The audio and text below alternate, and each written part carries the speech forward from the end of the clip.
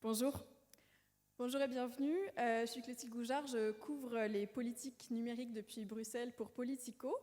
Et aujourd'hui, je vais modérer ce panel sur les défis, les opportunités pour les données industrielles générées par l'IoT, l'Internet of Things, ou en bon français, les objets, l'Internet des objets. Pour nous parler de ces défis et de ces opportunités, aujourd'hui, on a Maria Manuela Catrina, la directrice de l'école européenne Ovidiu Sincai, une des écoles d'études politiques du Conseil de l'Europe. Elle a aussi travaillé comme conseillère cyber du Premier ministre roumain et au Parlement roumain. Et puis, elle a participé à la présidence roumaine du Conseil de l'Union européenne en 2019 sur les sujets de cybersécurité, d'intelligence artificielle et de télécom. On a aussi Faiz Gelouli, PDG et cofondateur d'Olyseum, une entreprise de cybersécurité très connue ici en France et puis en dehors de la France aussi. Et puis, on a aussi Marie Lepargneux, chef de développement de Tetris, une autre grosse entreprise de cybersécurité. Et finalement, François Thiel, directeur de la cybersécurité au ministère de l'économie du Luxembourg. Merci à vous d'être là aujourd'hui. Avant de commencer, un rappel, si vous voulez interagir en ligne et parler de cet événement, la Paris Cyber Week, vous pouvez utiliser le mot dièse ou le hashtag PCW21. On va peut-être commencer. Alors, la stratégie pour les données industrielles ou les données même en général est sortie il y a un peu plus d'un an, en février 2020.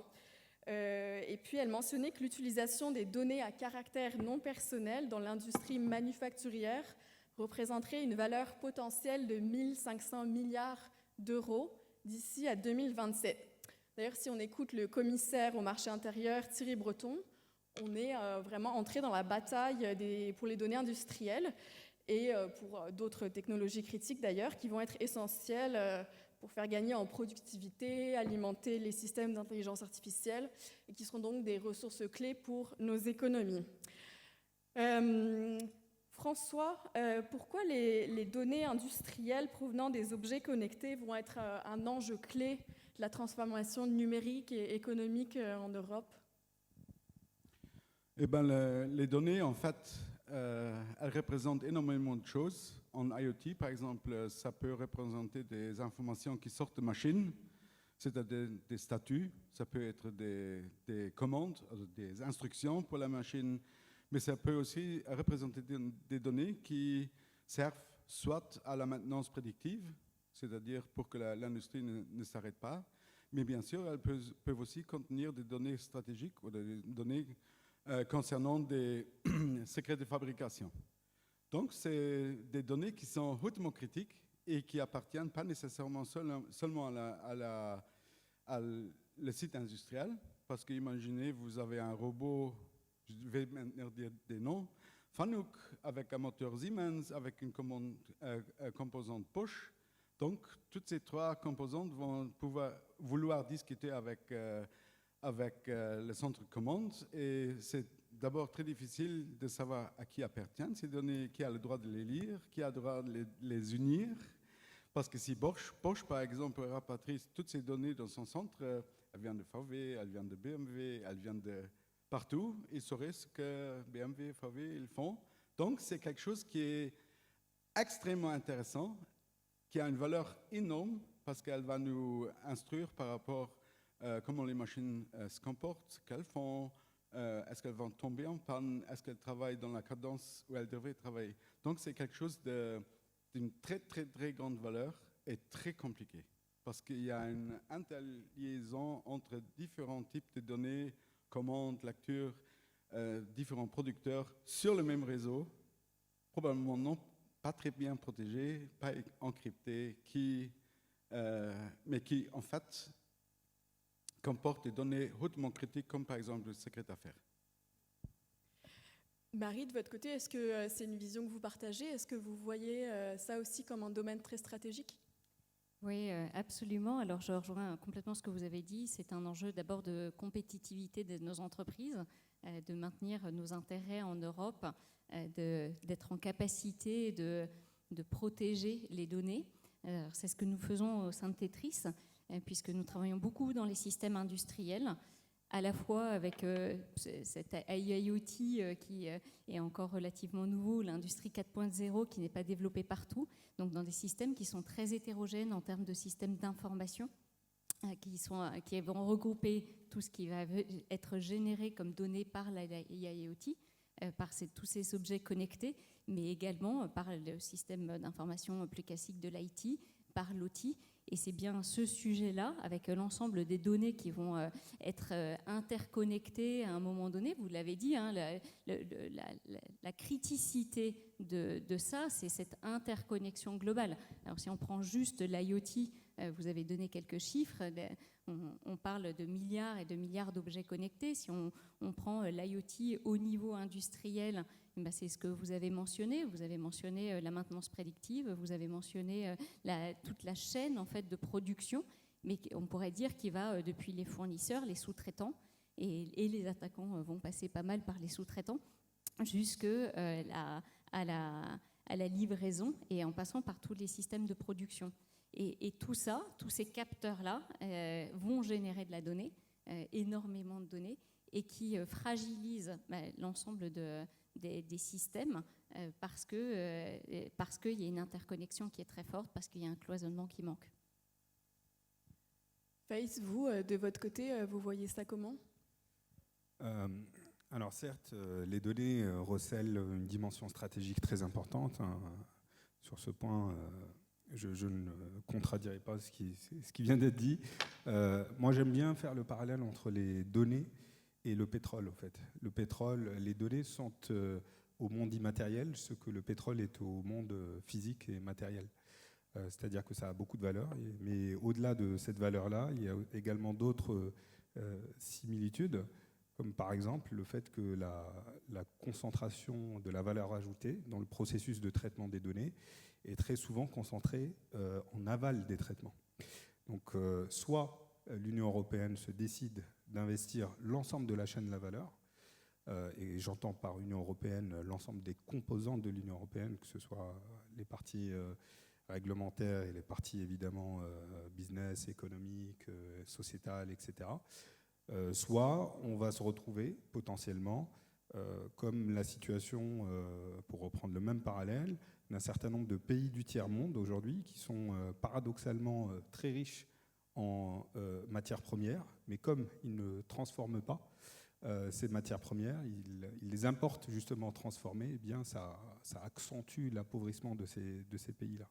Aujourd'hui, il y a un véritable danger à ce que si jamais l'Union européenne et les pays membres ne se saisissent pas de ce sujet-là, et du sujet effectivement de bien valoriser chacune des étapes du traitement de la donnée et de l'investir et voire même de pouvoir exporter ce savoir-faire et exporter cette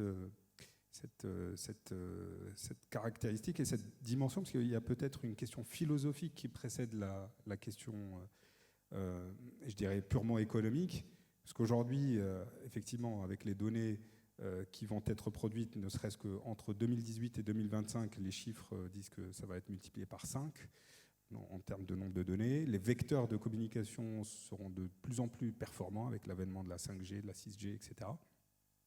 Et donc forcément, ça va induire des bouleversements sociétaux. Et ces bouleversements sociétaux, on voit bien certaines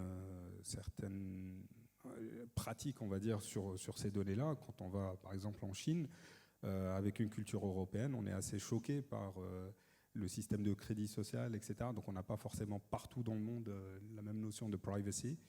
Et donc c'est pour cela qu'il y a cette question philosophique qu'il faut traiter, il faut réfléchir, il faut se faire une doctrine sur ce que nous voulons comme monde demain et se mettre en branle pour y parvenir. Manuela, est-ce qu'on voit une stratégie un peu cohérente au niveau de l'Union européenne? Are we seeing a coherent strategy at the European level? Yeah, I think so. Thank you very much for the invitation. I will start with saying that IoT is so important that I realize my translator and my sensors are either too smart for myself or are not having enough power. So I will tend to follow the discussion even if I'm not necessarily speaking French, so excuse me. Coming from my mother is a French teacher, my father is teaching math. My father won, so. Getting back to the importance of IoT and why Europe should care about all these little devices that no country, no matter how big or how small it is, can follow or can check every one of it. You need standards, you need procedures, you need certification. It's relevant, it's important. It's not, I mean, if SCADA does well, it doesn't matter, doesn't seem that it's not necessarily the case that we want for health sensor. We care more in Europe about privacy. Maybe in some other parts of the world they don't. It's a lot of preoccupation on European level, and I think I'm looking forward with hope to the French presidency, because also the discussion of sovereignty and the discussion of autonomy, if you like, it's getting back to the roots of the European Union, to the 50s when we are in France, so I can say Monet or whatever, Schumann. It's data are the coal and the iron of the next economy. And what they said that you cannot run a war if you don't have the coal and the iron. It's sure that you cannot protect yourself if you don't have the data and the production of the sensors and the control of all this interconnected world that's getting more and more connected. So it's a relevant topic. It's maybe very technical at some level, but philosophically, I think it's very important for everybody. And following this discussion for the governmental level is very important, but also for the companies to collaborate, to communicate, because we are coming from big or small countries, but we are not small enough, not big enough to do it on our own. Merci. Le Conseil de l'Union européenne notait d'ailleurs en décembre qu'il allait y avoir 22,3 milliards d'appareils qui seraient connectés à l'Internet des objets d'ici 2024. Et dans les conclusions qui ont été publiées, il mentionnait la nécessité vraiment de prendre en compte les risques de cybersécurité pour les dispositifs industriels. Marie, quels sont les types de menaces qu'on voit, et est-ce que vous avez l'impression que la sécurité, c'est quelque chose qui est vraiment pris en compte en ce moment par les industriels qui construisent et qui utilisent aussi ces objets connectés? Alors, est-ce que c'est suffisamment pris en compte? Pas encore. Est-ce qu'il y a des dangers? Oui, il y a des dangers qui sont très forts. Les surfaces d'attaque se sont agrandies de manière exponentielle. Les attaquants construisent des outils de plus en plus sophistiqués, de plus en plus critiques, et avancent presque aussi vite ou plus vite, ou parfois un peu moins vite selon les systèmes, que les fabricants eux-mêmes. Il y a un certain nombre d'enjeux qui sont cruciaux en termes de cybersécurité quand on parle des systèmes d'information de manière globale, de l'IoT, de l'IIoT, des systèmes industriels, et qui vont toucher de manière très globale à la fois au cyberespionnage et puis au cybersabotage. Donc, quand on va parler des données, le vol des données, il est absolument critique. Et aujourd'hui, on estime, les chiffres en cybersécurité ne sont pas encore complètement consolidés, mais on estime qu'il y a 30% aujourd'hui des ransomware qui passent par l'IoT.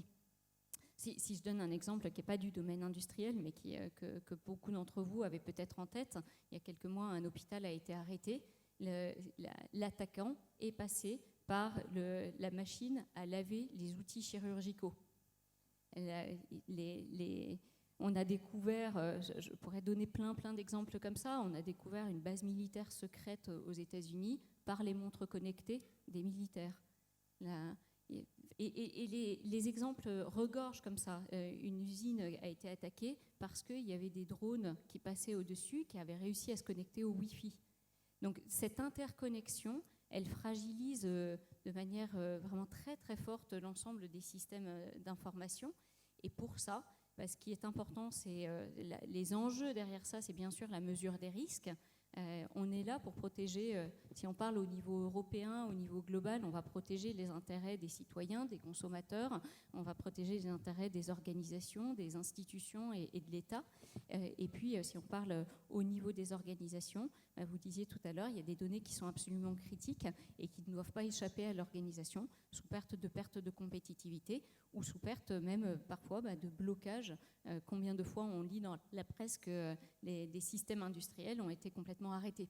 Donc il y a à la fois le cyberespionnage et le cybersabotage, et il est important de comprendre quels sont les risques, de comprendre comment fonctionnent les attaquants, comment est-ce que ils vont passer, comment est-ce qu'un ransomware va pouvoir passer à travers un système IoT, des attaques classiques dont vous entendez également beaucoup parler, de DDoS avec ce système de déni de service où on va envoyer un grand nombre de données, donc on va se servir de la donnée pour attaquer. Ou encore, si on parle du man in the middle, dans le man in the middle, vous avez deux communicants et puis au milieu, il y a quelqu'un qui va venir intercepter le message, qui va venir couper le message et qui va venir s'approprier tout ce qui va se passer. Donc comprendre l'ensemble de ces mécanismes, comprendre comment est-ce qu'on lié au risque, comprendre comment est-ce qu'on peut y répondre et y répondre à la fois un peu par on en reparlera après, mais un petit peu par du security by design. Alors heureusement que nous, chez Tetris, on fait du security et du ethic by design. Ça, c'est notre métier, parce qu'en termes de cybersécurité, bien sûr qu'il faut qu'on soit pleinement dedans, dans les systèmes industriels, mais je pense qu'on en reparlera après. C'est pas encore mûr, c'est pas encore mature, et c'est en chemin. Et puis, il y a des sujets de compétitivité encore et de business model qui vont se créer à travers ça, qui font que dans certains cas, il n'est pas possible de mettre en place toute la crypto que l'on souhaiterait, ou de mettre en place tous les systèmes qui feraient qu'il y aurait le bon cloisonnement pour protéger l'ensemble de ces outils informatiques et de ces capteurs à travers l'IoT. François, vous de votre côté au ministère, quels sont les enjeux et puis aussi les inquiétudes que vous voyez par rapport à l'IoT et à la cybersécurité?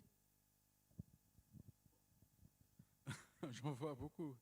Il y a beaucoup de potentiel, bien sûr, parce que l'automatisation, c'est une opportunité très grande. Il y a la qualité de travail, il y a beaucoup de choses qui peuvent s'améliorer via l'automatisation, mais les défis ils sont nombreux. Le premier, pour moi, c'est que la plus grande partie des gens considèrent que la cybersécurité, c'est un produit, on l'achète, on l'a. C'est pas correct. Donc, on vit avec la sécurité dans un monde qui est très homogène, non, hétérogène, différent, très différent. Tous sont un peu différents.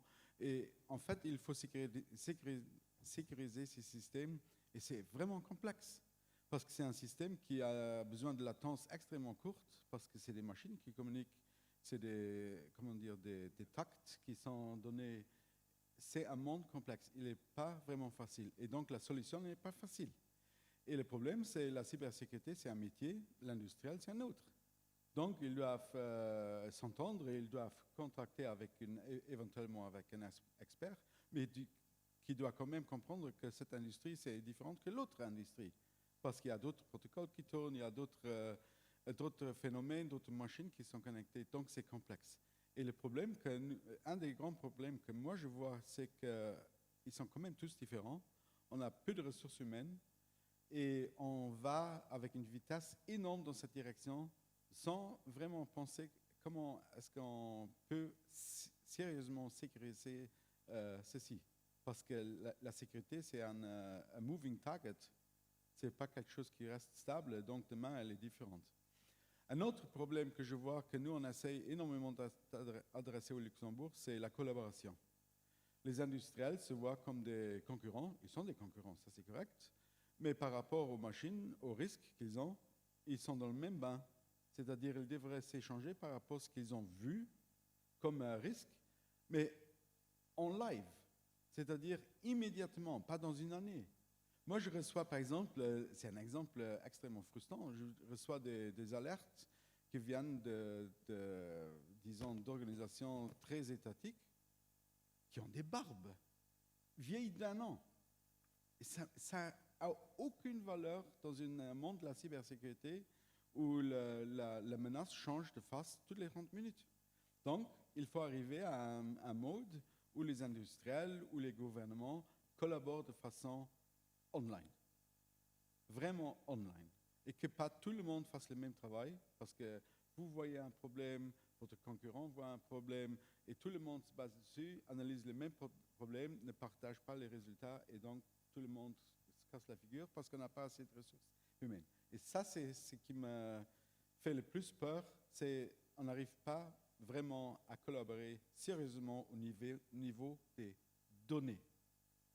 Threat Intel, Live Threat Intel. Ça, c'est quelque chose sur quoi nous, on travaille, où on met beaucoup d'argent pour, en fait, amener les entreprises, les sociétés de cybersécurité à s'échanger et à créer des data space cybersecurity qui contiennent les signatures qu'il faut chercher, mais en live, pas celles du mois dernier. Parce que si vous achetez un produit, si vous achetez la sécurité, vous recevez un produit qui est renseigné avec des signatures qui ont des nez comme ça. Hein. Ça a 1 mois, 2 mois, ça n'a aucune valeur. Donc il faut travailler comme vous, mais il faut collaborer parce qu'il faut rassembler les informations que les gens ont pour protéger notre écosystème en Europe. Parce que la menace, c'est hyper professionnel. Hein. Il y a certaines régulations, notamment au niveau européen, la directive NIS, bon, qui est en train d'être NIS 2. Faïs, est-ce que, par exemple, on a des régulations en ce moment qui aident à résoudre ces problèmes de sécurité, par exemple ? Alors, au niveau de certains États membres, oui, c'est le cas. En fait, ça concerne surtout les opérateurs qui sont obligés sur un certain nombre de fonctions bien précises d'être équipés d'équipements qui répondent à un certain nombre de standards, qui sont qualifiés en quelque sorte. L'ANSSI, par exemple, œuvre beaucoup dans ce sens-là, mais aussi le BSI et puis d'autres agences au niveau européen. Aujourd'hui, le règlement qui est sorti et qui n'est pas encore traduit, si je ne m'abuse, en droit français, mais en tout cas au niveau européen, il y a eu des travaux qui ont été assez concluants. Il se concentre sur la donnée, donc c'est une très très bonne chose parce que c'est vraiment le bon axe d'attaque. Mais en revanche, si je dois formuler peut-être une critique, effectivement, sur le côté technologique, ça émet un certain nombre de grands principes sans pour autant être... je pense que c'est une volonté de peut-être pas tout simplement brusquer en quelque sorte un marché qui a un grand gap de cybersécurité à faire. Je pense bien entendu au marché des IoT. Le problème avec les IoT, c'est que si on prend la définition du GSI, donc un IoT, c'est quoi? C'est quelque chose qui mesure, ça a 7 attributs, quelque chose qui mesure, quelque chose qui a une capacité de calcul, une capacité de communication en réseau, qui est cost efficient, qui est energy efficient, qui est liable et qui est secured. Okay? Je ne sais pas pour vous, mais moi j'en ai jamais rencontré un IoT qui regroupe tous ces attributs. Et je pense aujourd'hui, effectivement, c'est parce que ce n'est pas parce que les fabricants ne souhaitent pas se sécuriser, c'est parce que, comme on dit en sociologie des organisations, les rôles conditionnent les acteurs. À partir du moment où vous n'êtes pas obligé de vous sécuriser, vous savez très bien que vous faites face à un contexte économique extrêmement tendu, où la norme est très importante, c'est-à-dire qu'à partir du moment où l'on a réussi à imposer sa norme, on va sauver l'existence de son entreprise, et si jamais votre norme n'est pas adoptée, eh bien, le problème, c'est que vous allez tout simplement disparaître. Hein. Tout le monde sait ce que c'est que le DVD, le Blu-ray, n'est-ce pas? Qui sait encore ce que veut dire le HD DVD? Il y en a beaucoup qui ont oublié. En tout cas, dans la salle, il n'y a aucune main qui est levée. Et pourtant, c'était un système très équivalent d'un point de vue technologique, et c'est tout simplement sur des critères d'adoption que le Blu-ray a été finalement adopté. Donc il y a une course en avant pour couvrir et imposer son standard, et cette course, elle est antinomique avec ce que d'aucuns qualifieraient de l'Est, Je pense évidemment aux aspects sécurité. C'est-à-dire qu'à un moment donné, lorsqu'on a besoin de réaliser une fonction de sécurité, une fonction de mesure, etc., eh bien, on ne va pas forcément avoir le réflexe de penser à la sécurité, surtout si l'on n'est pas obligé de le faire sur le plan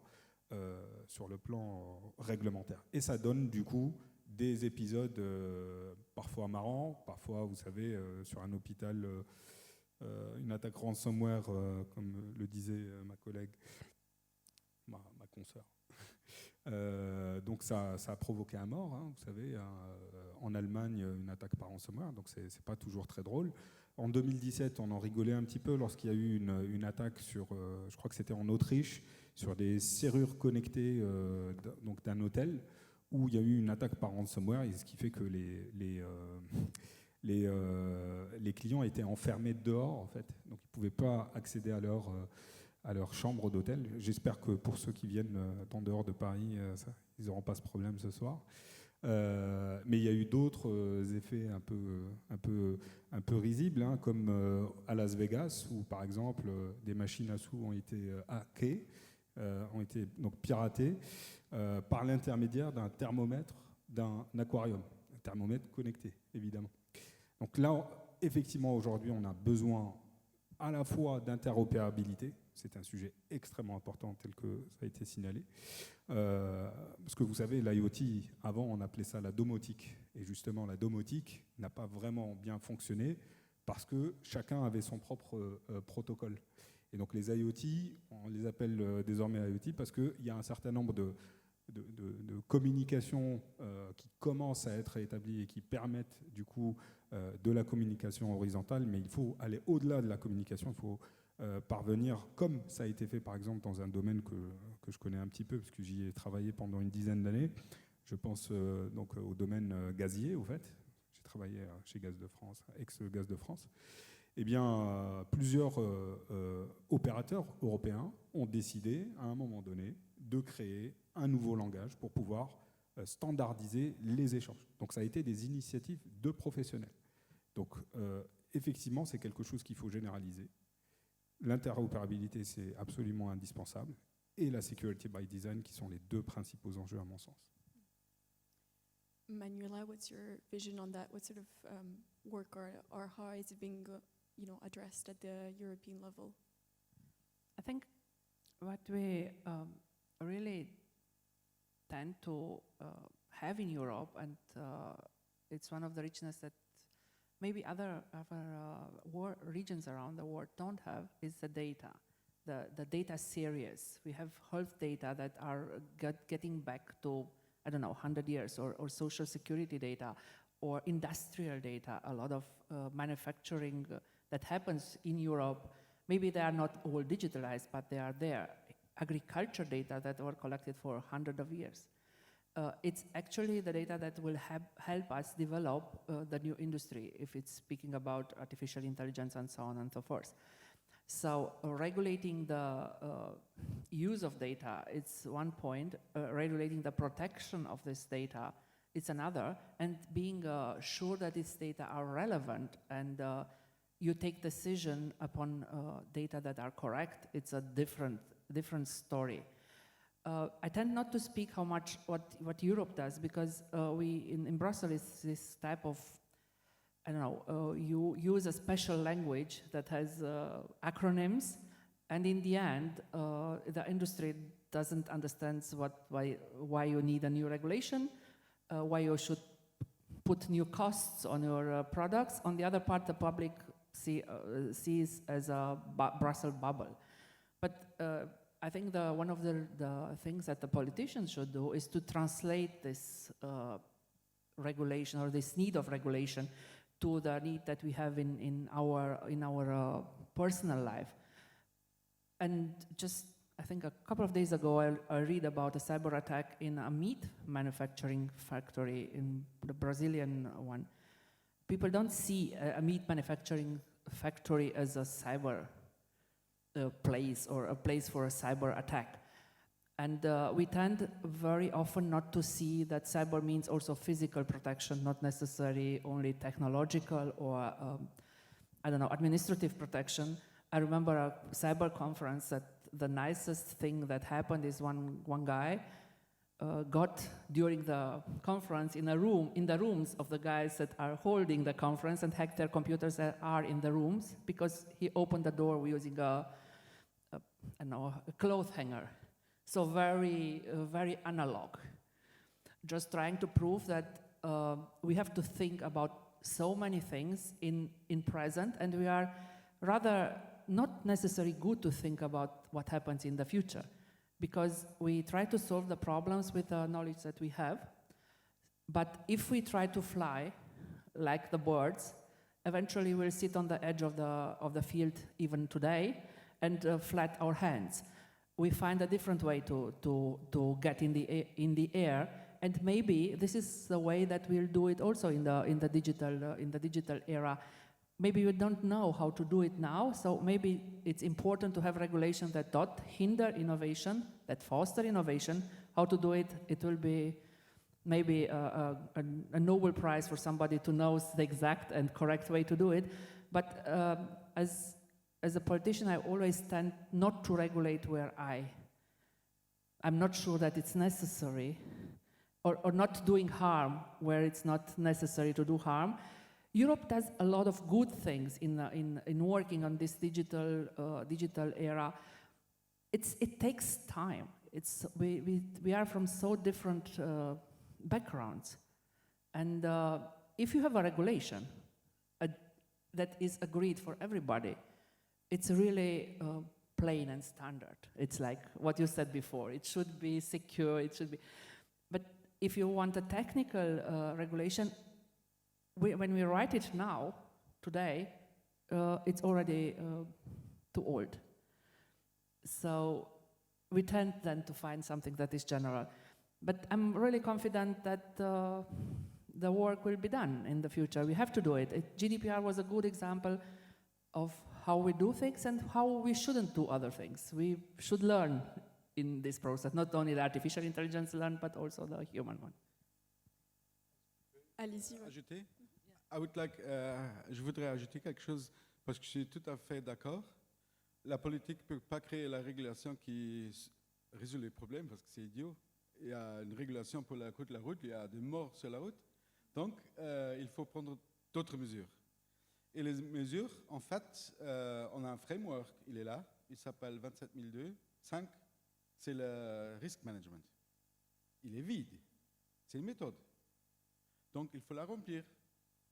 Mais il faut la remplir au quotidien parce que les risques changent. Un exemple. Le ransomware, ça existe depuis 30 ans. Ça n'a jamais marché. Pourquoi? Parce qu'il n'y avait pas de crypto-monnaie.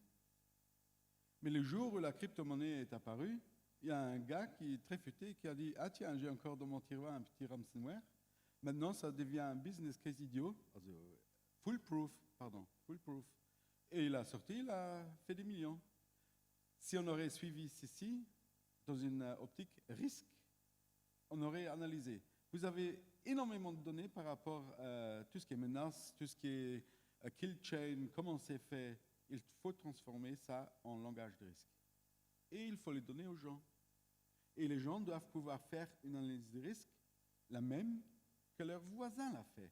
Parce qu'une gouvernance dans le domaine de la cybersécurité, ça se fait avec une base de connaissances objectives. Elle n'est pas là. Ça, c'est le grand problème. Il faut créer des bases de scénarios de risque, probabilité de menace, aisance d'exploitation de vulnérabilité, pour que les gens fassent ces analyses de risque comparables. Moi, je suis une compagnie, je suis une industrie, j'ai 30 suppliers. Ils font tous ces analyses de risque, mais ils font tous différents. Ils prennent des assumptions qui sont complètement l'opposé. Et moi, je multiplie l'erreur pour avoir mon analyse de risque, ça ne fait pas de sens. Mais c'est comme ça qu'on travaille.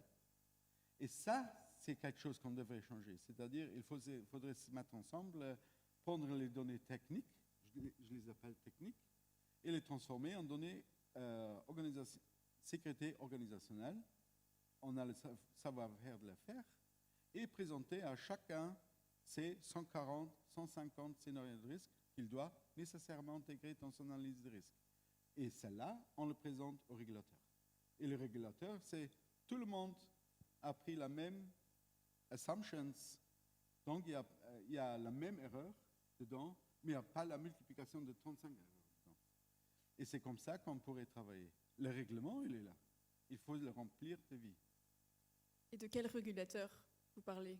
Par exemple, NIS Regulation, on dit à un télécom, à une industrie télécom, faites une analyse de risque. Mais vous me dites, qu'est-ce qu'il y a? C'est quoi la menace? C'est quoi la menace politique? Mais il faut les informer. On ne peut pas dire, faites une analyse de risque. Qu'est-ce que je vous sors? Si vous ne donnez pas d'informations par rapport au risque, comment est-ce que je pourrais vous donner une analyse de risque? Mais c'est comme ça que la plupart des régulateurs travaillent. Et c'est un sérieux problème. Parce qu'en fait, il faudrait collaborer, il faudrait s'échanger, il faudrait il faudrait sortir des informations techniques qu'on a, des scénarios. Parce que pour moi, la sécurité de l'information, c'est de la météorologie.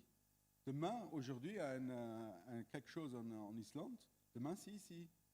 Mais j'ai toute une journée pour me préparer. Vous avez des indicateurs partout, je ne sais pas, partout en Europe maintenant, je dis, vous voyez quelque chose qui fait un pop-up en Allemagne, demain c'est en France. Mais demain, vous avez une journée. Donc, on a en fait la possibilité de pouvoir, théoriquement, pour le moment encore, pour se préparer. Mais c'est ceci qu'il faut travailler, sur les données. Vous en avez tellement, nous on en a tellement au Luxembourg avec MISP, Malware Information Sharing Platform. On a une vue énorme sur ce qui se passe, on comprend les campagnes, mais il faut transférer en analyse de risque et les données aux régulateurs pour qu'ils comprennent ce qu'ils régulent. Parce que ce n'est pas le cas pour le moment. Marie, vous avez quelle est votre vision sur le sujet? Ça vous dit quelque chose ou...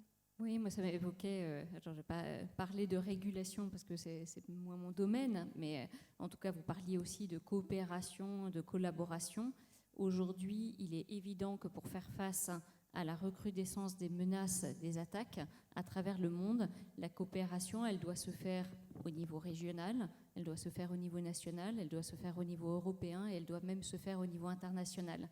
Quand on parle des menaces, on n'est plus autant, je suis une fervente promotrice et je pense qu'à travers Tetris aussi, on souhaite protéger les intérêts français et européens, autant quand on pense à l'ensemble des menaces aujourd'hui et des types d'attaques, heureusement qu'il y a une coopération au niveau international. Et si je prends l'exemple de Tetris, de notre côté, nous sommes les premiers et les seuls membres français à faire partie de la Cyber Threat Alliance, qui nous permet d'avoir des informations et de partager des informations en temps réel, quasi réel, sur les nouvelles menaces. Quand on regarde sur le domaine IT, si on prend juste les smartphones, on estime qu'il y a à peu près 7000 nouveaux types d'attaques par jour dans le monde, juste sur les smartphones. Donc vous imaginez au niveau de l'IoT, au niveau global, on estime que c'est à peu près 300 000 nouveaux types d'attaques par jour. Et donc à ça, il y a deux réponses. Il y a cette coopération-là. Et puis la deuxième réponse qui est assez évidente, c'est de renforcer les capacités de détection et de remédiation et d'être en capacité de remédier de manière automatique et sans intervention humaine face à ces types d'attaques qui sont inconnus. Voilà, je ne suis pas du tout experte dans la régulation d'un niveau global. Je suis convaincue que pour les organisations, en fait, il y a un gros mouvement sur en cybersécurité, sur à la fois l'industrialisation et la personnalisation. Il faut aller plus vite, il faut aller plus fort, il faut être en capacité de traiter de plus en plus des attaques qui sont hyper sophistiquées, et ça passera par une industrialisation qui est extrêmement forte. Et en même temps, il faut que de plus en plus les systèmes de cybersécurisation permettent d'adresser des spécificités. Et il n'est pas tout à fait la même chose de parler de cybersécurité dans les smart grids, que dans les smart cities, que dans les systèmes industriels ou que dans la santé, ou que dans les institutions. Et c'est bien cet équilibre-là qui est à trouver, qui donnera les réponses gagnantes. Donc oui, pour analyse des risques, qui permet ensuite d'adresser les bons sujets au bon moment et de faire face. Et oui, pleinement pour la collaboration et la coopération, que nous-mêmes, en tant qu'éditeurs, nous sommes quelque part dans l'obligation de faire. Bien sûr, on a notre propre CTA, Cyber Threat Intelligence. Bien sûr, on remonte l'ensemble des menaces qui sont faites de nos clients. On cloisonne bien tout ça pour qu'il n'y ait pas que ça soit extrêmement hermétique et ça protège nos clients, bien entendu. Et en même temps que tout ça, ça serve la communauté internationale. On a parlé ce matin en introduction de SolarWinds. On a été l'une des premières sociétés à trouver des Zero Days et à les partager au niveau international. Et on a été remercié par SolarWinds parce que nous avons pu détecter des failles et puis les partager à la communauté internationale.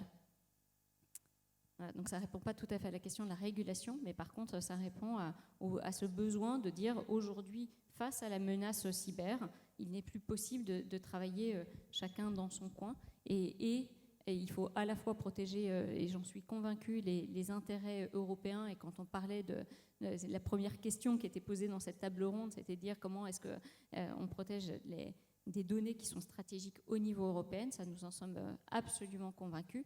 Et pour autant, ça va se vivre avec une communauté internationale en termes de cybersécurité. Faïs, vous, est-ce que vous voyez ce même problème comme ça de manque de coopération ou un peu de lenteur finalement dans cette coopération? Alors sur le plan de la threat intelligence, effectivement, ça vient d'être dit et je ne peux qu'abonder dans ce sens. Cela étant, nous, on a un positionnement un petit peu différent du fait de notre métier. Nous sommes très souvent dans l'amont. Et cela nous oblige évidemment, bien entendu, à bien comprendre la menace contre laquelle il faut protéger nos clients, mais en même temps de connaître leur impact potentiel, c'est-à-dire leurs scénarios, leurs événements redoutés, et les scénarios pouvant conduire à ces événements redoutés. Et ça, c'est quelque chose qui, à partir du moment où on a une connaissance générale de la menace, permet déjà de faire cet exercice-là. Et c'est là où on va comprendre que la cybersécurité, effectivement, c'est un mix de plusieurs mesures, à la fois détectives, mais également préventives, réactives et dissuasives parfois, etc. Donc, comme on l'a vu avec la réaction américaine, donc, suite à l'attaque du Colonial Pipeline, qui a considéré dorénavant que chaque attaque par ransomware était considérée légalement parlant comme une attaque terroriste, ce qui est effectivement tout à fait défendable comme point de vue. Et si ça, je l'espère en tout cas, ça en fera réfléchir plus d'un. Nous, ce qu'on a essayé de faire en tout cas, c'est d'apporter aussi une réponse, parce qu'on ne pouvait pas rester impassible face à une telle recrudescence de ces cyberattaques. Et on a lancé un projet qu'on appelle aujourd'hui le tir à blanc de ransomware. En fait, il s'agit d'un ransomware de notre conception. En fait, on a décidé tout simplement de mimer le fonctionnement des cyberattaquants afin de pouvoir entraîner nos différents clients et ainsi augmenter leur niveau d'immunité en quelque sorte face à une véritable cyberattaque par ransomware si jamais un jour elle advenait. Donc on a développé un ransomware gentil en quelque sorte, démuni de sa charge malfaisante, mais regroupant l'ensemble des attributs techniques des rançongiciels les ransomware les plus sophistiqués. Et donc l'objectif, c'est à la fois donc de connaître l'exposition d'une organisation. Aujourd'hui, les gens ne connaissent pas leur exposition. Ils investissent dans des solutions de sécurité, certes, et c'est exactement ce qu'il faut faire. Bien sûr, ils mettent en place un mix de mesures préventives, détectives, etc. Mais ils ne savent pas pour autant quelle est leur exposition jusqu'au jour où ils se prennent un véritable ransomware. Nous, du coup, on a décidé de combler ce manque-là en proposant donc ce tir à blanc de ransomware, fruit d'un an de R&D, au fait. Et ce que j'aimerais dire et souligner très particulièrement, c'est cette connexion entre entre l'IoT et l'OT. L'OT, c'est Operations Technology, donc tout ce qui est réseau de process. Pour faire la différence, pour ceux qui ne savent pas, la différence entre un système IT et un système OT, donc dit de SI industriel, c'est surtout l'output. L'output d'un système IT, ça reste une data, tandis que l'output d'un système OT, c'est quelque chose qui va s'exprimer dans le monde réel, donc faire tourner un moteur, ouvrir une vanne, etc., etc. Et donc forcément, ces systèmes-là sont très intriqués avec le système mécanique qu'il y a derrière. D'accord ? On ne change pas les automates, quel que soit le procédé industriel, même dans le domaine de la santé, ça a un cycle de vie beaucoup plus long que le cycle de vie des systèmes IT. Et donc forcément, ça les expose, dès lors que l'on sait qu'ils empruntent des technologies au monde de l'IT, eh bien ça les expose à des problématiques d'obsolescence consubstantielle, déjà à leur modèle de développement. Et ça ne peut, rien que ce point de différence ne peut pas nous amener à traiter la cybersécurité IT de la même manière dont on traiterait la cybersécurité OT. D'accord ? Donc là-dedans, on va veiller à ce qu'il y ait beaucoup plus de cloisonnement, de contraintes d'accès, de contrôle d'accès, de durcissement des systèmes, etc. Désolé si je rentre un peu dans un certain nombre de notions, mais elles sont vraiment essentielles. Et ce que j'aimerais dire, c'est que l'IoT, c'est quelque chose qui a apporté beaucoup de choses extrêmement positives, et il est hors de question de dire aux industriels de ne pas en profiter, bien sûr, parce que c'est générateur de revenus, de valeur ajoutée, tout simplement. Mais il faut avoir conscience d'au moins deux choses. La première chose, c'est que le niveau de sécurité des systèmes IoT, également pour des causes de conception, est relativement faible, d'accord ? Et en plus de ça, comme ça communique par radio, eh bien, ça déqualifie l'attaquant. C'est-à-dire qu'on a en parallèle de ça, du développement des IoT, un autre développement, celui de la radio logicielle, d'accord ? Donc les radio software, based software. Et l'objectif, en fait, l'avènement de cette radio logicielle déqualifie un attaquant. C'est-à-dire que là où le traitement d'un signal nécessitait d'avoir des compétences en traitement de signal qui sont quand même assez avancées, eh bien aujourd'hui, il existe des moyens d'abstraction qui permettent pratiquement au tout venant, en fait, de pouvoir manipuler ces éléments-là. D'accord ? Et donc, de ce point de vue-là, lorsqu'on considère la prolifération d'un côté, la déqualification de l'attaquant de l'autre, il ne faut surtout pas faire des bêtises du point de vue de l'architecture, en connectant, par exemple, comme j'ai pu le voir dans certains audits de sites industriels, des systèmes IoT sur des systèmes OT, c'est-à-dire en IP connectivité, c'est-à-dire dans le même réseau. Voilà. Donc c'est une des erreurs en fait, qu'on observe assez souvent, alors que même le principe de l'industrie 4.0 que Marie évoquait tout à l'heure, c'est justement de se mettre en parallèle du procédé industriel afin de pouvoir améliorer son efficacité, l'efficacité des processus en parallèle du procédé de fabrication ou de construction, etc. D'accord. François, avec les données qui vont être générées par l'IoT, on va avoir des cas donc, de données qui vont être co-générées.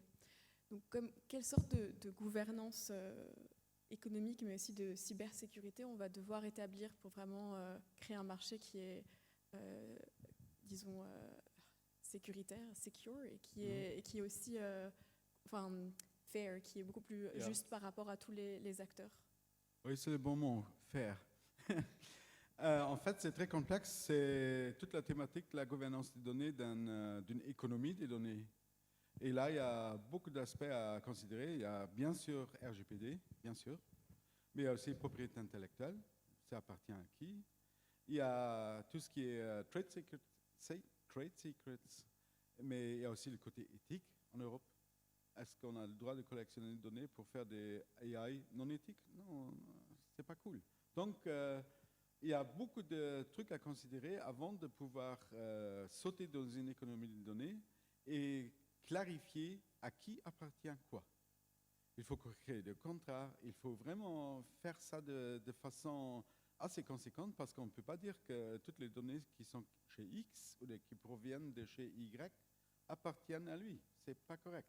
Donc, il faut clarifier toutes ces thématiques et identifier ce qui appartient à qui, ce qui est critique, ce qui est mission critical, c'est-à-dire, j'ai pas compris le mot, mais comment on commande les machines, et il faut identifier les différentes criticités par rapport aux droits de l'homme, par rapport à la machine, et puis il faut réfléchir comment on peut les sécuriser dans tout son processus de vie.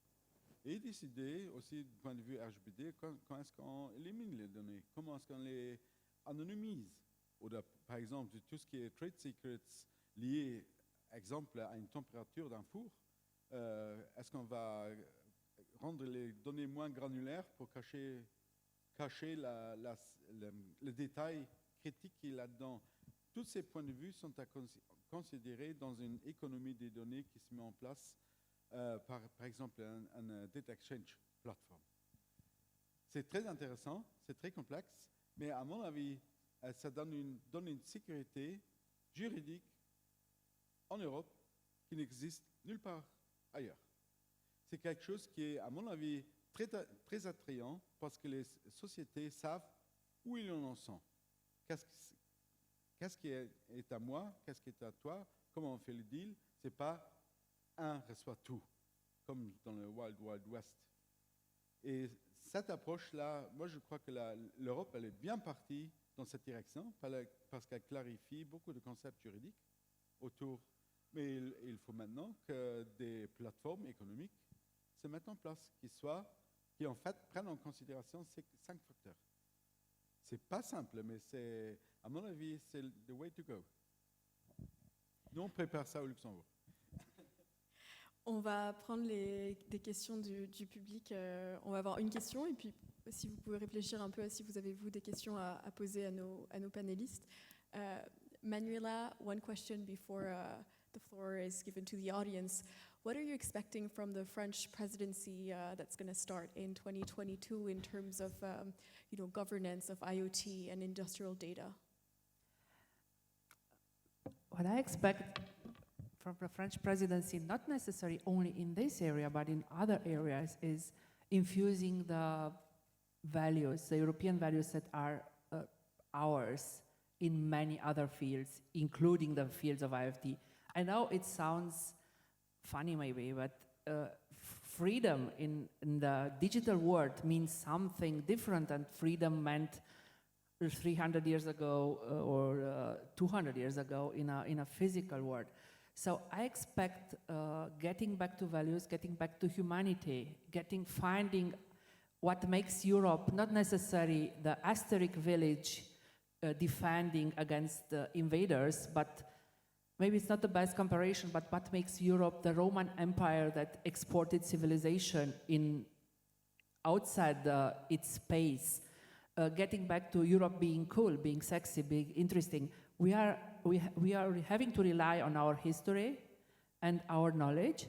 We are maybe not as fresh and as agile than in other parts of the world, but we have the chance to be also not only smart but wise. So I expect from the French presidency leadership, values, vision. Europe needs a core, and I'm sure that French presidency will deliver it in as much as it's possible in this world.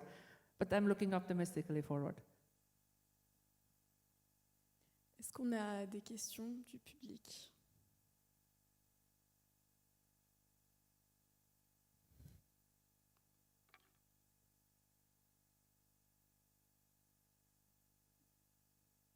Bon. Aucune. Dans ce cas-là, je vais vous en poser une autre, juste François, pour revenir à l'aspect juridique des données qui sont co-gérées. Comment aussi on va pouvoir associer une responsabilité, ou même dans le cas d'une attaque, d'une cyberattaque, qui est responsable en fait de la sécurisation des données ou d'un objet? Il y a beaucoup de cas de vue. Mais je ne suis pas juriste, je n'ai pas le droit de vous donner des conseils juridiques, donc je parle simplement par rapport à la responsabilité. Vous avez bien sûr une obligation des moyens, pas des résultats. Vous avez une obligation des moyens. Quand vous avez une data breach, par exemple, avec RGPD, vous devez notifier au régulateur. Ça ne veut pas dire qu'il va vous punir. Il va vous demander qu'est-ce que vous avez fait pour prévenir. Et si vous dites rien, là, vous avez des problèmes.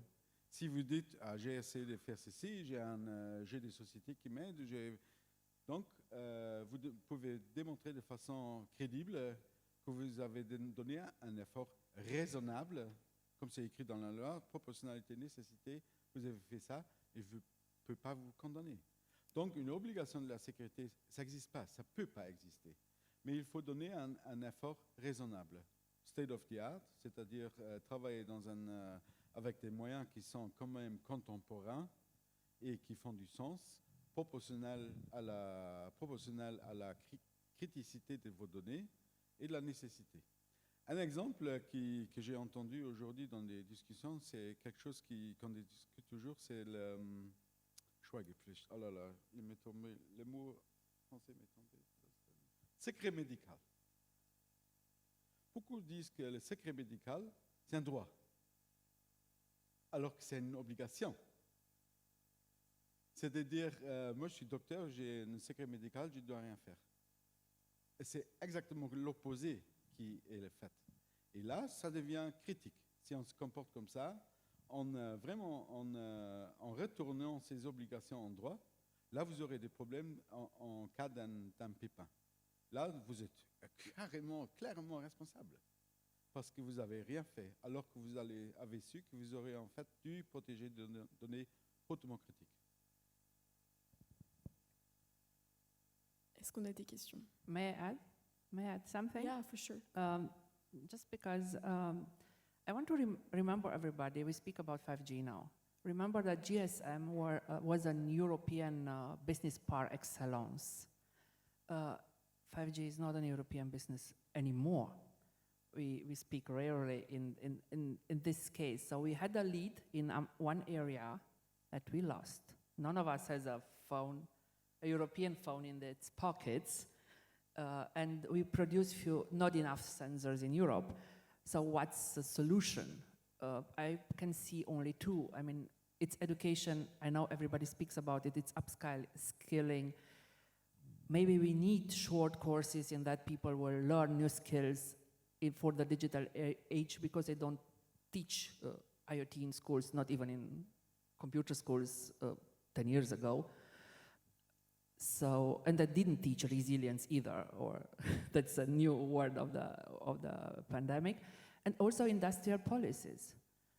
It sounds maybe very not political, but we need something in order to move forward.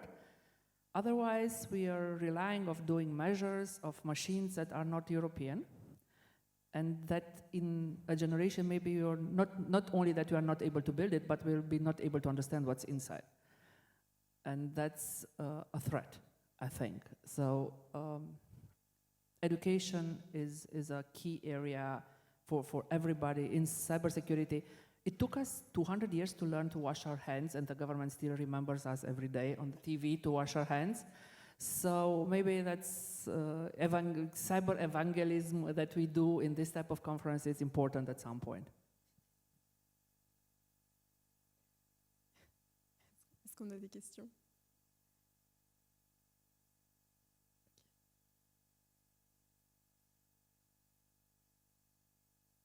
Ok, toujours pas.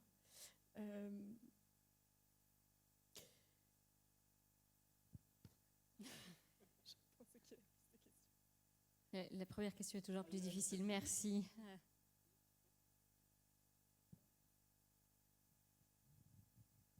Well, here's a cynical question. Do you think Europe is going to be able to react quick enough, cohesively enough to respond? We just went through a pandemic. Hopefully it's over soon. But, man, it was a mess. It was slow. It was awkward. It was poorly communicated. And I think probably simple compared to a cyber situation. I don't have a lot of confidence. How do you feel? Allez-y, François. My reply will also be cynical. We took a decision in 2012. That was a quite extremely important decision, and shows now that it was an extremely smart decision. That was GDPR. Meaning we decided not upon technology first, but first about rules, ethics. And that is a point, I have the opinion that the US is struggling for the moment. Should it join the ethical part, or should it go the wild business part? They haven't taken the decision yet. But Europe has taken a decision. And I think because of this reason, we are a little bit advanced from some countries that they think that they are technologically advanced. It's absolutely true. But from the point of view of trust and the point of view of what we want to become, I think Europe is decided. And this is an quite advantage because we have decided as a people, not business bosses. That's my cynical response. Je veux bien réagir par rapport à cette notion européenne et est-ce que aujourd'hui l'Europe est prête Est-ce qu'on est dans la prévention plus que dans la réaction? Est-ce qu'on est en capacité d'aller suffisamment vite face à nos compétiteurs? Ce que je peux dire, c'est que dans le marché de la cybersécurité, aujourd'hui, il est très largement dominé par des solutions israélo-américaines. Il faut le reconnaître. Et il faut aussi reconnaître qu'il y a des solutions françaises. Je vois d'autres personnes dans la salle qui proposent également, comme nous, des solutions qui sont plus que valables. Donc nous avons, j'en suis absolument convaincue, nous avons aujourd'hui en Europe tout pour réussir. Et que le sujet n'est pas d'avoir les bonnes briques, le sujet c'est l'imbrication de ces briques ensemble, c'est la manière de travailler en bonne, à nouveau, coopération. C'est la manière de voir différemment. Oui, j'aime bien que vous ayez rebondi par rapport à RGPD, parce que RGPD, c'était quelque chose qui pouvait être vu de notre point de vue de français comme quelque chose d'un peu lourd, comme quelque chose qui allait nous freiner par rapport à la compétition, mais en même temps qui pose les bases de ce que nous souhaitons être en tant qu'Européens.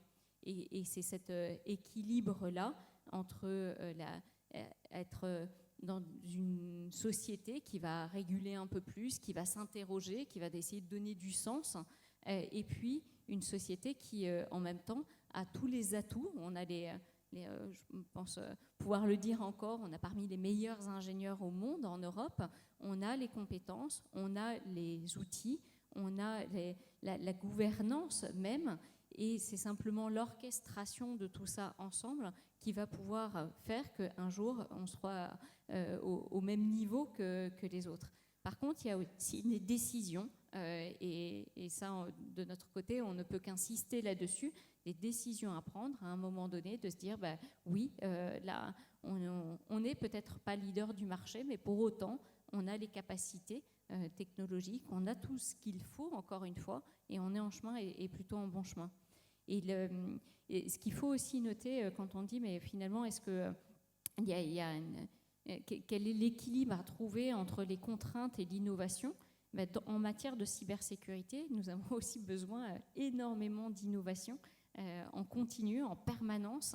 Il faut que nos équipes R&D elles soient extrêmement prégnantes, qu'elles travaillent avec les fournisseurs de services et que tout ça, ça s'orchestre à nouveau de manière le plus fluide possible. Et donc, c'est pas. Je trouve que dans l'équilibre entre contraintes et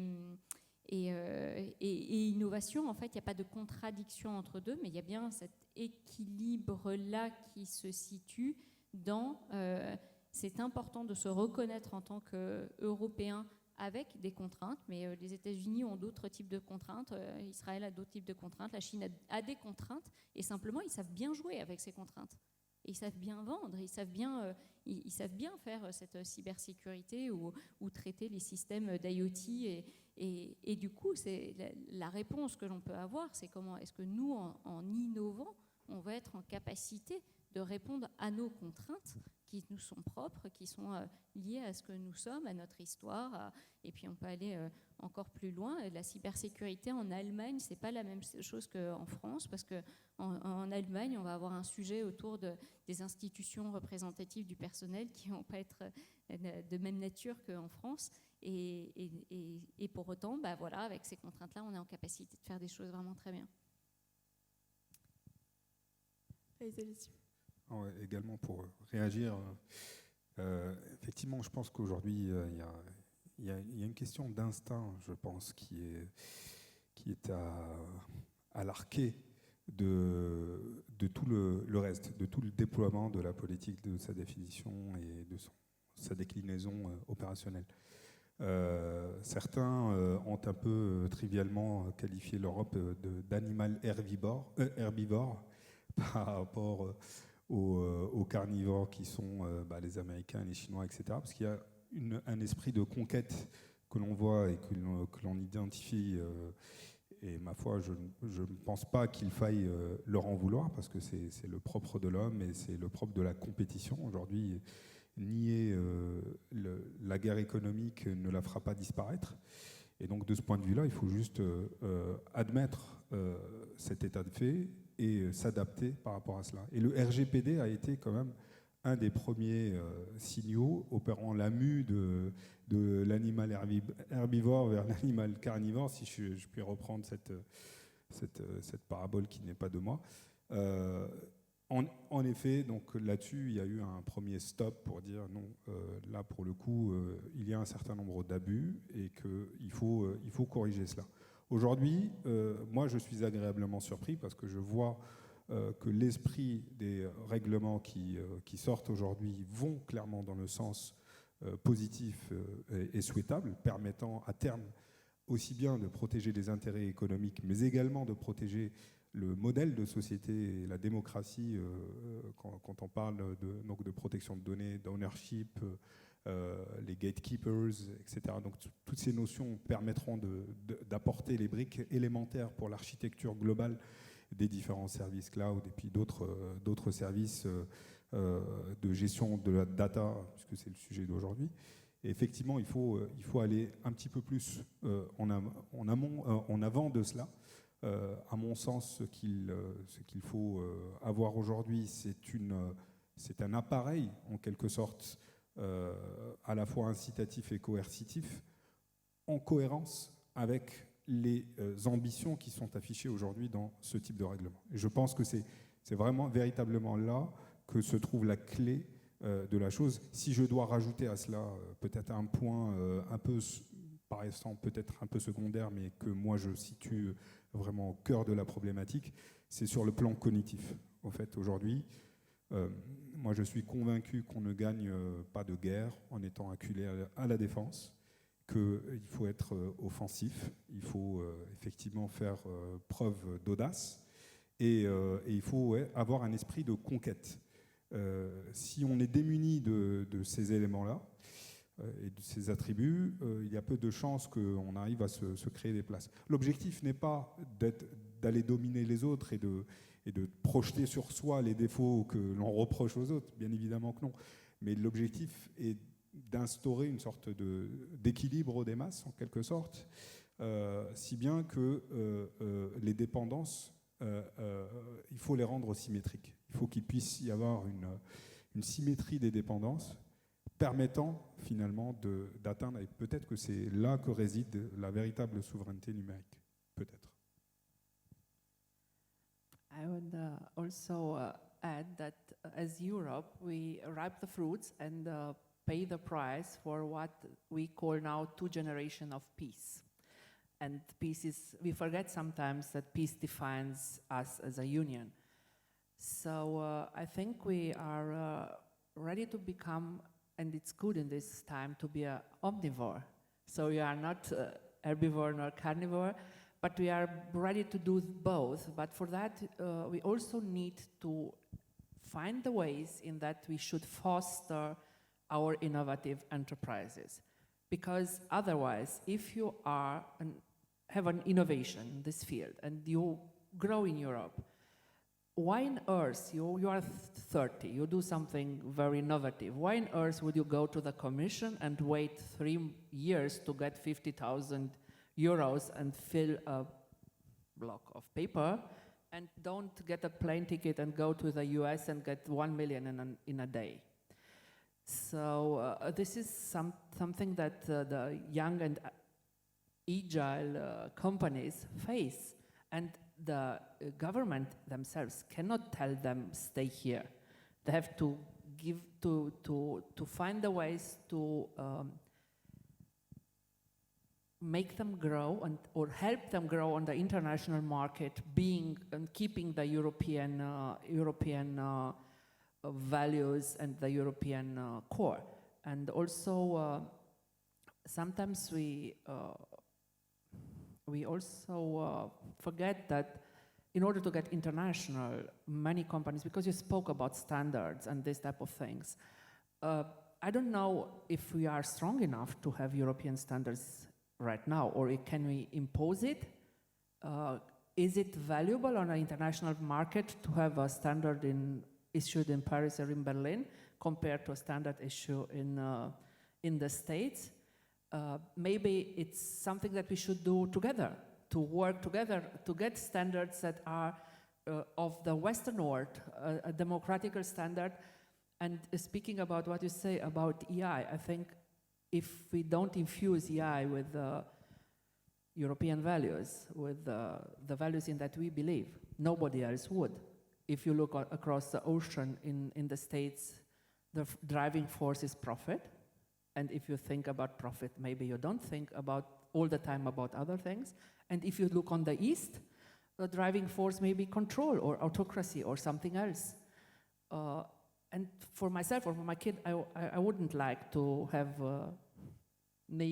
either of this type of artificial intelligence in place. So maybe our lack of homogeneity that we complain many times about, okay, having regulation that are national in some European countries and so on, makes us in the end more, I prefer to say anti-fragile than being as a common block. So sometimes our weakness can be a strength if you find a way to foster it in the right direction. Est-ce qu'on a une autre question? Je vois quelqu'un. Il y a deux questions là.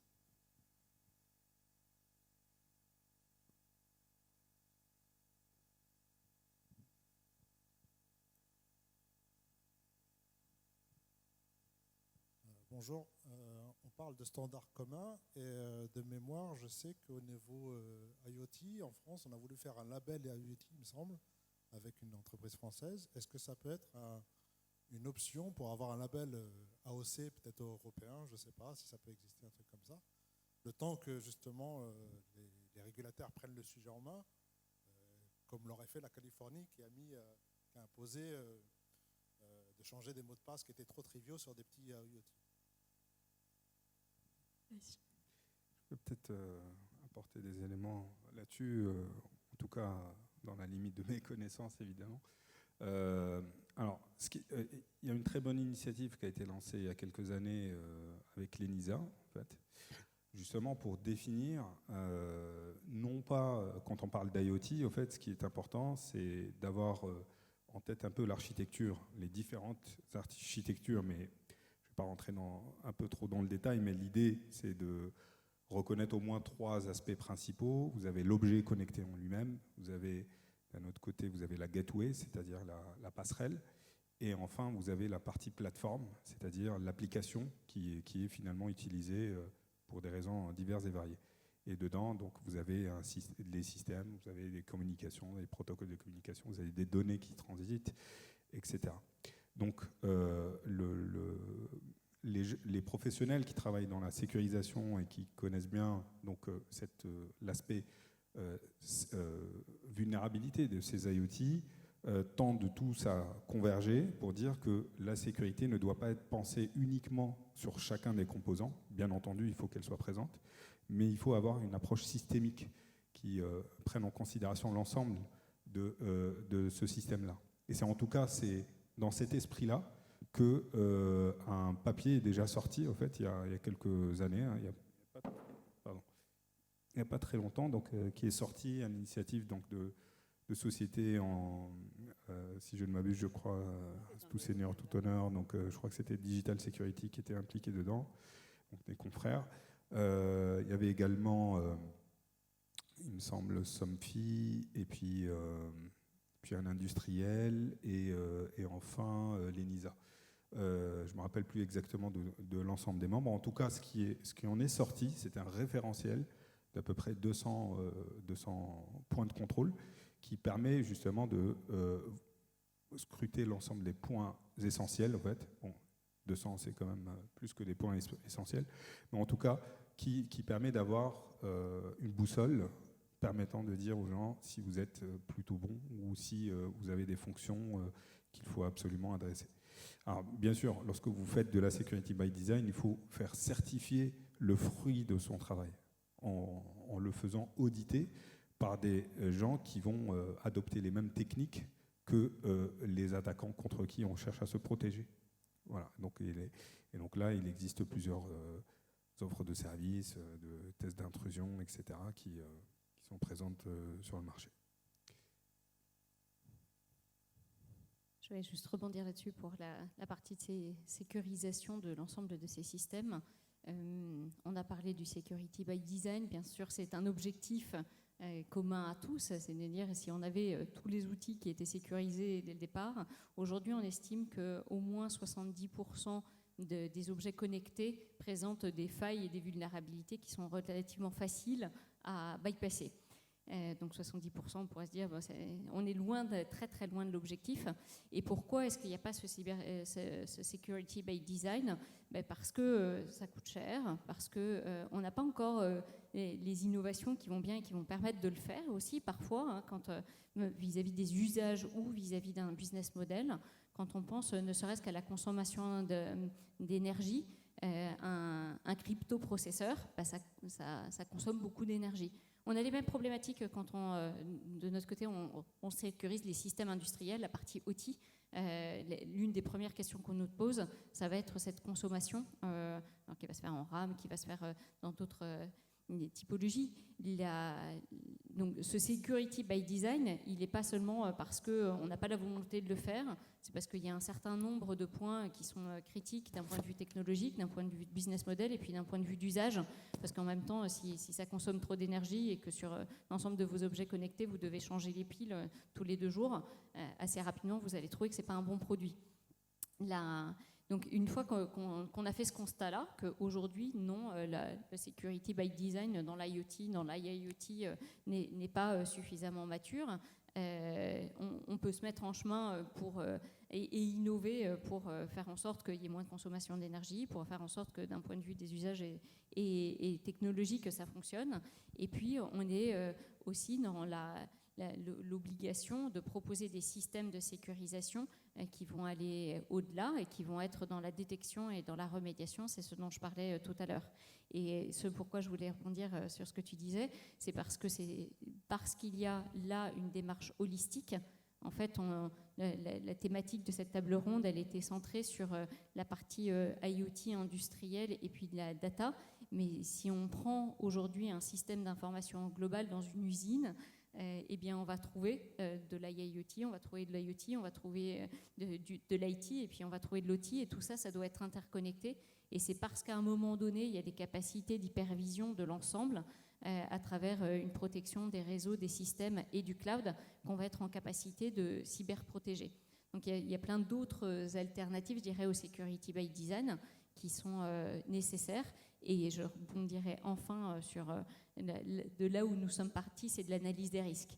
C'est qu'à partir de tout ça, c'est vous n'allez pas forcément dans votre maison mettre et un gardien et un chien et une serrure à triple tour et une alarme et des gros murs c'est que vous allez regarder au regard de là où vous habitez, de ce que vous avez dans votre maison, quels vont être les meilleurs systèmes à mettre en place de protection. C'est pareil dans la cybersécurité et c'est pareil dans ce système d'IoT notamment, où on ne peut reconnaître que le fait que le security by design, en fait, on en est très très loin, mais qu'il y a d'autres alternatives. If I may add something in looking forward to your next panel, many people, at least that I met, think, okay, it's digital, it's green, it's nice. We should, as the digital evangelists, say that not everything that is digital is green, that our crap emails have the carbon footprint of the whole aviation, and I don't speak about 2020, I speak about 2019. And the amount of digital garbage that you produce that has no value to produce and no value to secure.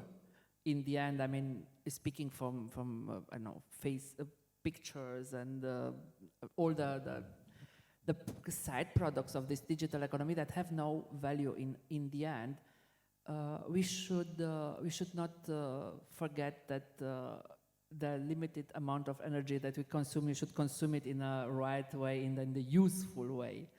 And when we go to pick, I don't know, plastic bags from the seaside, maybe we start with deleting our useless emails that stay in the cloud, generate security problems, and are in the end not necessary there. So we have to think it through for many other parts, not only from the security part, but also for the pragmatical part. Si je peux rajouter juste un petit complément par rapport à ce que je disais tout à l'heure. En fait, vous avez posé la question à la fois sur les référentiels et les standards. Effectivement, les référentiels sont agnostiques, donc ils font référence à des types de systèmes.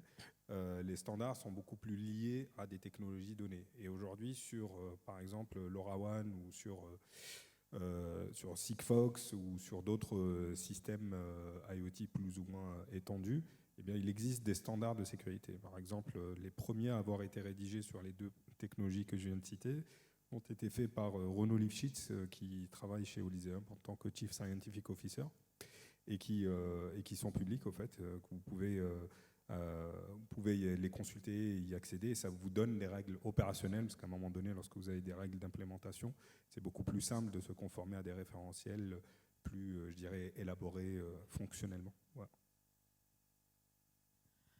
Je pense qu'on est arrivé à la fin de notre session. Il nous reste que quelques minutes. Donc peut-être que je vais vous donner juste 30 secondes à chacun pour résumer, pour votre message final sur ce panel. François, est-ce que vous voulez commencer ? Moi, je voudrais bien remercier que l'événement a été organisé, qu'il est ouvert, c'est-à-dire ce n'est pas un événement franco-français, mais que Luxembourg a été invité. On est très fiers d'être ici. Et c'est en fait, l'événement, il pousse dans la même direction que nous. On pousse, c'est-à-dire une collaboration intense, vraiment intense, entre amis, en ne retenant aucune information parce qu'il faut s'échanger au niveau de la cybersécurité. Il faut travailler ensemble, on est tous dans le même bain. Donc, je remercie beaucoup l'organisateur et nous souhaite une très bonne journée demain. Merci François. Manuela? Thank you. I have to repeat what you started. I mean, we have to thanks a lot for our first analog event in so many time, and thanks for Sebastian for bringing us all together. Collaboration, homogeneity, clarity are words that we take, but I will stay also on values, and I think it's a good start or kickstart for the coming French presidency. Thank you, Manuela. Alors pareil, donc je remercie les organisateurs. Ce que j'aimerais dire particulièrement, c'est que les espaces d'échange et de dialogue sont extrêmement importants pour pouvoir confronter les points de vue. Il ne faut pas discuter qu'avec des personnes avec qui nous sommes d'accord. Au contraire, il faut avoir développé la culture du dialogue, et, parce que si on arrête de dialoguer, on se fait la guerre. Donc c'est pas bien. De ce point de vue-là, il est très important d'avoir des échanges également avec des gens avec lesquels on n'est pas forcément d'accord sur tout. Et c'est la condition sine qua non pour pouvoir construire l'Europe qui aujourd'hui a à la fois la richesse et l'inconvénient d'être très variée et très diverse. Et si l'on veut en sortir quelque chose de bon pour tout le monde, il est absolument nécessaire de pouvoir, ne serait-ce que sur le plan de l'entreconnaissance, avoir une bonne représentation de ce que pensent les autres, et ça permet très souvent d'avoir un miroir sur ce que nous pensons nous, et de faire émerger un être collectif que j'espère être pour le bénéfice de tous. Merci Félix. Et donc je conclurai également sur cette notion européenne à laquelle je crois énormément. Je pense que nous avons tout pour réussir.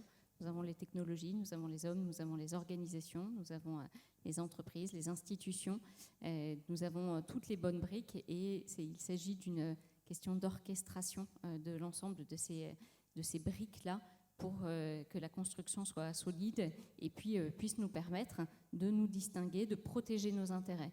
Je pense que le cœur de ce que nous avons cherché à transmettre, c'est qu'aujourd'hui, les données ont de la valeur. Elles ont beaucoup de valeur d'un point de vue économique, d'un point de vue politique, d'un point de vue sociétal. Et à travers ce monde interconnecté, à travers l'ensemble de l'IoT, de ces objets, et ça va continuer à s'accélérer, à la fois ça nous fragilise, en même temps ça nous renforce. Et c'est dans la protection de ces données, dans la protection de l'ensemble de nos assets, de tout ce qui fait notre vie au quotidien en tant que citoyen, mais en tant que consommateur. Et puis après, on peut à nouveau élargir jusqu'au niveau étatique ou plus encore. C'est tout ça qui fera le cœur de ce que nous pourrons être demain. Donc, message très positif. Merci à tous. Merci d'avoir participé à cette table ronde. Merci aux organisateurs également. Et puis, on espère pouvoir continuer avec vous l'aventure. Merci à tous. Il va y avoir un petit networking break et puis le prochain panel va être Which Smart, Safe and Sustainable Cities in 2040. Merci à tous.